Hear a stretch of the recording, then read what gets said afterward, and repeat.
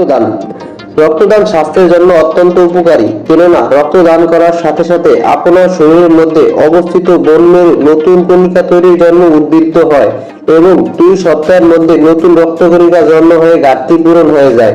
আর বছরে 3 বার রক্তদান আপনার শরীরের লোহিত কণিকাগুলোর প্রাণবন্ততা বাড়িয়ে তোলে এবং নতুন কণিকা তৈরির হার বৃদ্ধি করে। নিয়মিত রক্তদানকারীর হৃদরোগ ও হার্ট অ্যাটাকের ঝুঁকি একেবারেই কম থাকে। নিয়মিত স্বেচ্ছায় রক্তদানের মাধ্যমে বিনা খরচে জানা যায় নিজের শরীরে বড় কোনো রোগ আছে কিনা, যেমন hepatitis B, hepatitis C, HIV, AIDS ইত্যাদি। নিয়মিত রক্তদানে বিভিন্ন জটিল রোগ থেকে মুক্ত থাকা যায় এবং নিয়মিত রক্তদানে ক্যান্সার প্রতিরোধে সহায়তা করে। নিয়মিত রক্তদানের কারণে রক্তে উপস্থিত কোলেস্টেরল কমাতে সহায়তা করে।